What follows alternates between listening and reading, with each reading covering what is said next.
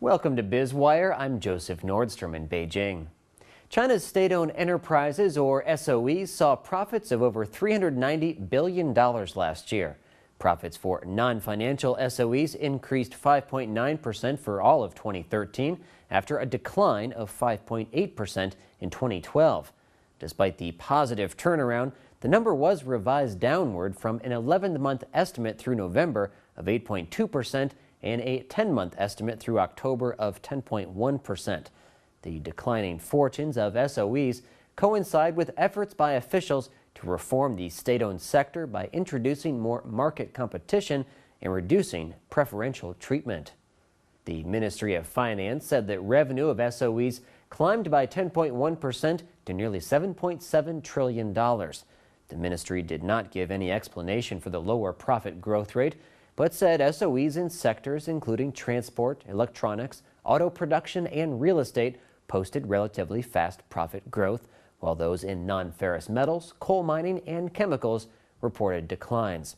The ministry also said that the 113 centrally administered SOEs generated nearly 70% of the total profits, with local SOEs making up the rest.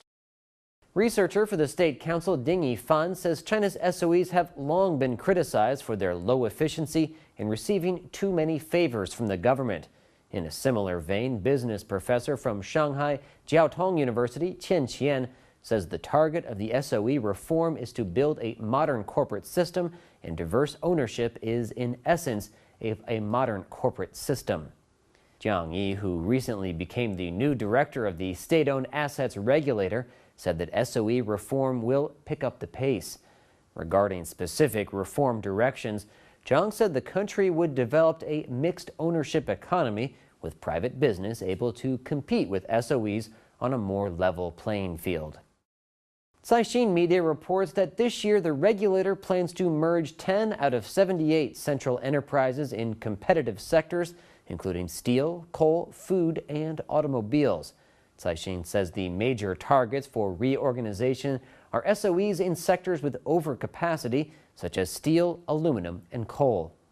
Economist Michael Pettis says he believes excess capacity will be resolved. Pettis says Beijing recognizes that cheap credit and limited accountability have created excess capacity in industry and real estate. He says local governments have supported this buildup of capacity to boost growth and, with it, revenues and local employment.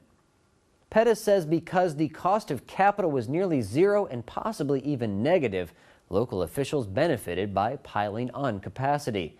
Pettis warns that as Beijing acts to wring out excess capacity, there will inevitably be a reversal of the earlier growth. Earlier this month, the Beijing News reported that 31 senior executives in state-run enterprises, including 20 chief executives, were fired due chiefly to losses and corruption. Professor at the University of Science and Technology in Beijing, Jiao Xiao, said many senior executives of state-run enterprises have faced great temptation to engage in corrupt practices after the government injected huge funds into state enterprises in a bid to boost the slowing economy dampened by the global financial crisis in 2008. Zhao says without a proper supervisory mechanism, it is the state-run enterprises with monopolies that are most likely to engage in corrupt practices. An expert on the restructuring of state-owned enterprises, Zhu Puashan, said the current supervisory system allows administrators to be managers at the same time, thus providing more channels for corruption than normal government officials. Another way that Beijing is trying to rein in the power of SOEs is by taxing them more. Starting this year, the central government will require SOEs to contribute at least 30% of their profits to the government for Social Security spending by the end of 2020. Backers of change say the public should get a greater share of profits from SOEs, which they argue have not honored their obligations to society. You're watching Biz Wire on the Blue Ocean Network, China's first and only privately owned English-language broadcast media. Our full episode can be seen on our website, BONTV/biz-wire. In just a moment, we'll continue with more insight into the big picture of China's economy.